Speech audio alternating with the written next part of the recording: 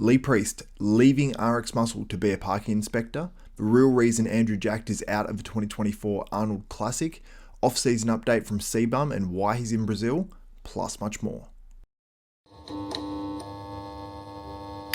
What's up, Desktopers? Xavier Wills here for Desktop Bodybuilding, and we are back with another bodybuilding news video. And let's kick this one off with an update here from Quinton Quinton Beastwood out there in Pure Muscle and Fitness in Canada. Now, this is from the RxMuscle YouTube channel as well. The link to the full video is in the description below. But Quinton, as you guys can see, is looking pretty big here. Now, he does get pretty off-season, as you might call it, like he puts on a decent amount of weight. He's under the guidance right now of Matt Jansen, formerly Dorian Hamilton, who obviously owns RxMuscle. But he's looking really impressive in terms of the size he's added to his physique. And what I'm excited about for Quinton as well is that he's held this size for much longer than normal as well. Because traditionally Quinton will, go into an off season, then diet down, and he made a lot of gains really quickly as well. So I think with him holding this muscle on his physique for longer, it's going to serve him really well. And I believe he's 17 weeks out here of the 2024 New York Pro, or at least that's what's been hinted on the RxMuscle YouTube channel.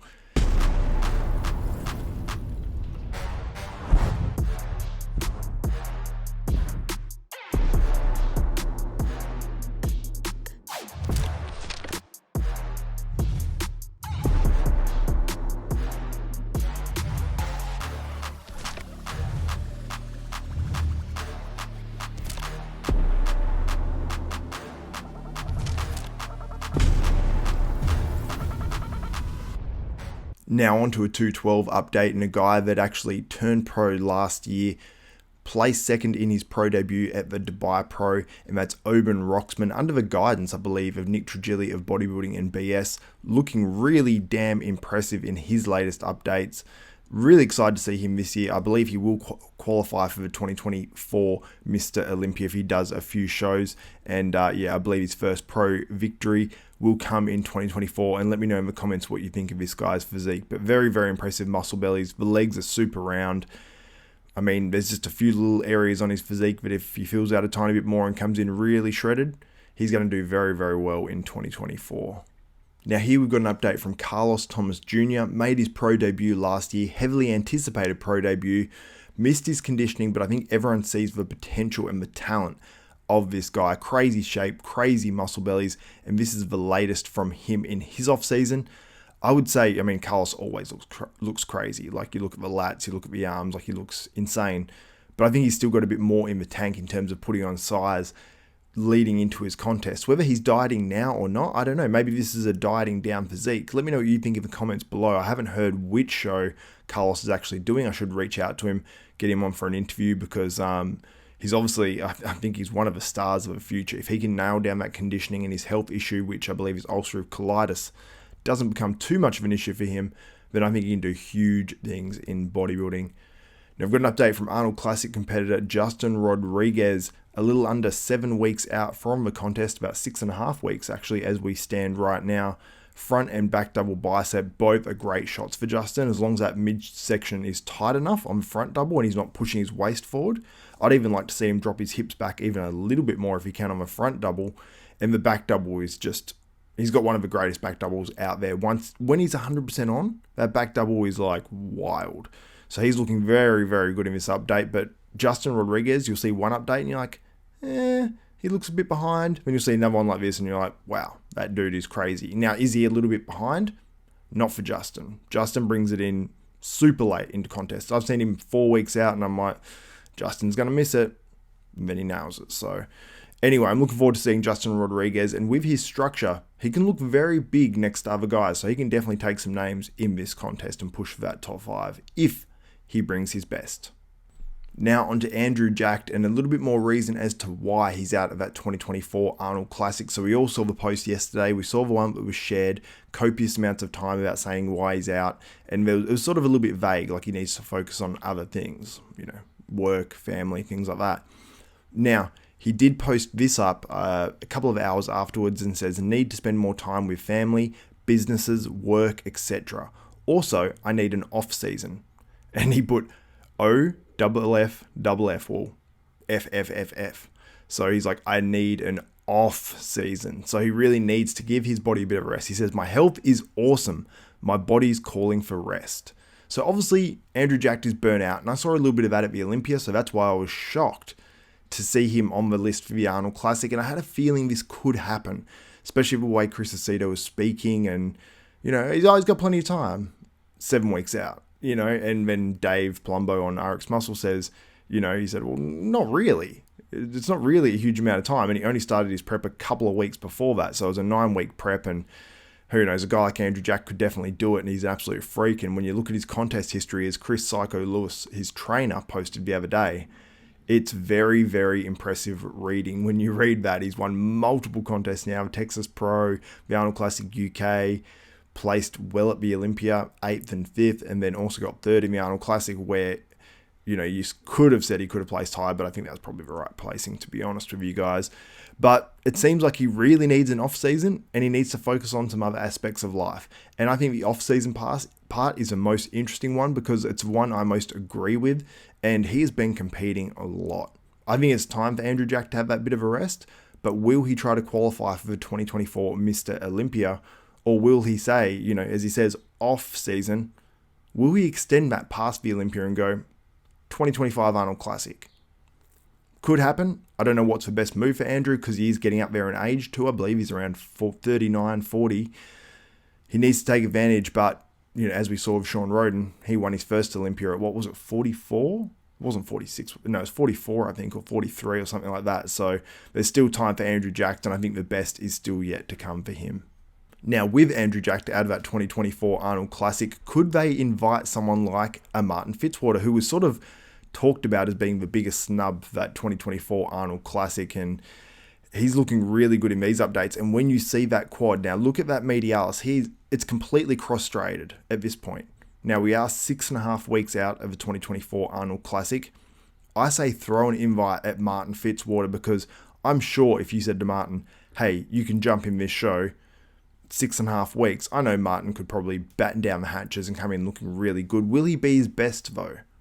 I don't know what Martin's prepping for. I don't have any inside knowledge on that or anything, but I heard rumblings about the Detroit Pro, and so I'm mentioning that. I don't know if Fuad mentioned that or someone, but he may be doing the shows around then. But those shows are going to be stacked, no doubt. I would love to see Martin in that Arnold Classic, and by this update, he is looking very, very impressive.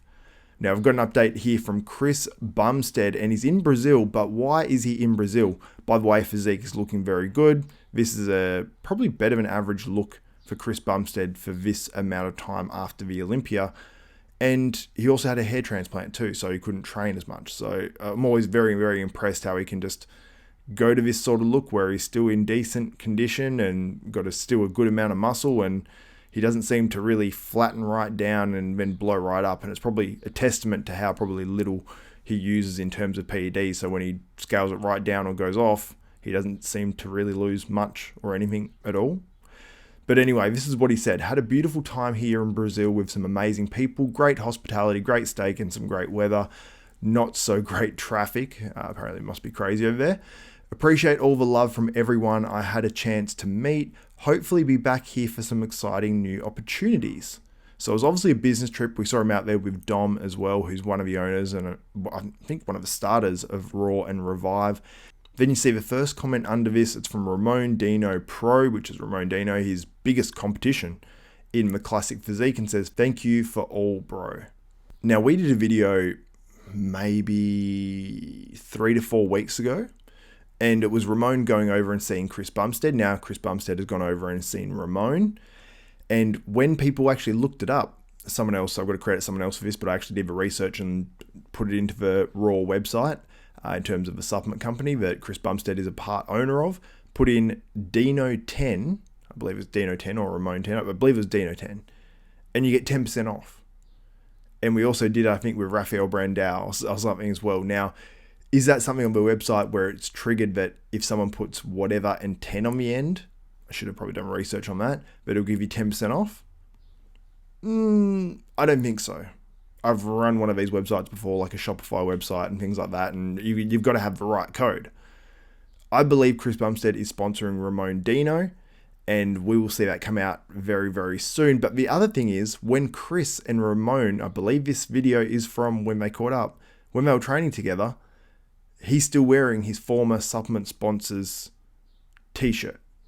So I don't know, maybe not. I feel like that would be a weird move. But if you are still contracted and you have to have it on in videos, who knows? But anyway, let me know what you think in the comments below. Will Chris Bumstead be sponsoring his biggest rival in the classic physique, let's say in the next couple of months? I believe he will be, but let me know your opinions in the comments below. So we move on to a very, very interesting story. So this is Lee Priest, Australian bodybuilding legend. He's making some moves. He's leaving RxMuscle and all podcasts for that matter. And also he's getting a real job. So you guys will be surprised, and it's very ironic the job he's getting, because Lee Priest has been in movies. He's been in a TV show in Australia recently, which you guys I think can watch online as well. It's called Local Council. It's sort of like a comedy show, not politically correct at all, which is straight up Lee Priest's alley. But I was surprised to hear this on The Confessional, which is an RxMuscle show with Jimmy the Bull and Tyler the producer. So let's listen to a bit of that and see what Lee Priest has to say. I'm thinking that my podcast and career here is over. I'm going to focus on a normal job. So this, like, you know, when you're in the bodybuilding world, you got to do this to stay relevant. But now I'm going to become relevant in the real world, and fuck podcasts, and that's it. I'm done. I feel like no one says anything because they can't tell if he's actually serious.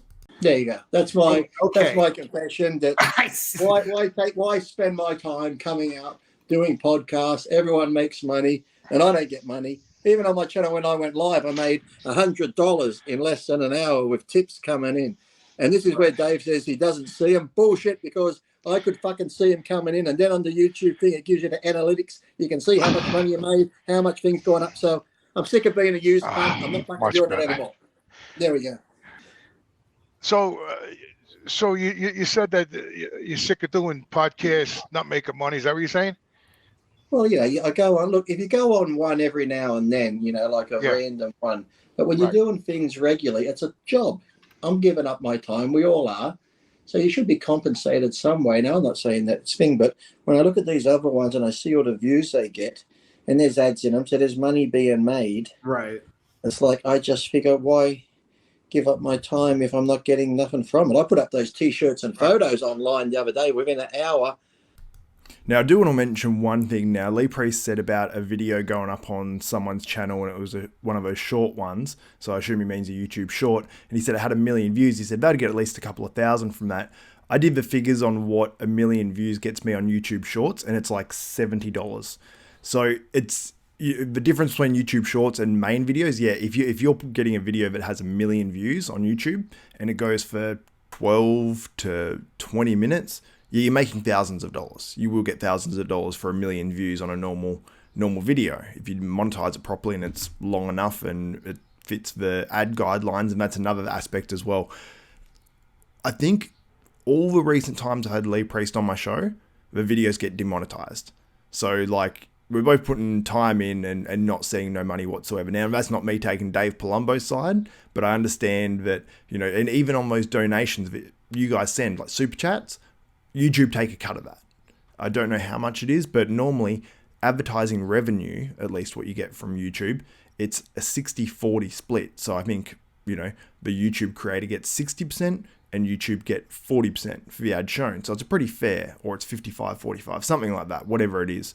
So if a YouTube creator is making 10 grand, then YouTube is making 8 grand. I think that's how it works in terms of advertising. So yeah, it's one of those things. Shorts don't make near as much money, but yeah, long form, Lee Priest is right. They do obviously make money, but RxMuscle obviously have, you know, Tyler working on the show who they're paying. I think Lee said Dave pays him $100 per video, or maybe saying Sam's Fitness pays him $100 per video. I'm not sure what he exactly said there. I thought he said Dave pays him $100 per video. So he's being compensated, which is actually pretty damn reasonable. I don't think Dave pays anyone else apart from probably Chris Aceto and maybe John Romano for doing the shows, because obviously for these guys as well, you see the guys that go on Fuad Abiad's podcast, even guys that are featuring on other podcasts, they get more of a following and more of a, hardcore fan base, but when they do release something, whether it's t-shirts or whatever, they, people are going to buy them. They're going to, still keep them. Like Lee Priest said, going on podcasts keeps you relevant as well. So there's a benefit each way, but no doubt if you have a giant podcast and it's making, some podcasts out there, are making $2,000 or $2,500. If you're getting, 100,000 or 150,000 views, and the ones that get like 1 million views, those podcasts, they're making some serious money, mostly from advertisers because they advertise per episode. But anyway, let's get back to it on what Lee Priest. I sold them all out. I'm thinking, well, I could be more productive doing that. But like I said, I'm going to go get a real job in the real world like I used to do. I'll still train, but then doing the podcast now, what keeps you relevant in the bodybuilding world. But I won't need to be relevant in the bodybuilding world because I'll be out in the working world with the real people, telling the people on the streets to fuck off. Time's valuable. That's for sure. So are you saying you're going to leave us on the confessionals? Yeah. You're not saying probably that, right? After March, I'm leaving everything. Oh, God. Fuck. So they still definitely didn't believe it until the end. Wait, didn't you do that in the movie? You just did the skit? Yeah, I was going to say, that sounds familiar. It does sound familiar. That's the funny thing. So now when I'm doing it in real life, they'll be like, I wonder if they're filming a TV show again. So what they're talking about there is Lee Priest on local council. I believe it's local council, not city council. I think it's local council, which is a TV show here in Australia. You can stream it online. You probably just got to use VPN or something. Maybe you don't need to. Anyway, Lee Priest plays a park inspector that's an ex-criminal. So someone says like, what? Like, oh, you giving me a ticket or something? And then he tells him, says the C word, says the F word and things like that. And basically plays a jacked former criminal parking inspector. Lee Priest actually got offered a job doing that from a person, something to do with a TV show, and there's good benefits to it and things like that. And Lee Priest got paid out a decent amount of money from an injury. I don't know if he has money put away, whatever. That's his financial business. But he's taking it up.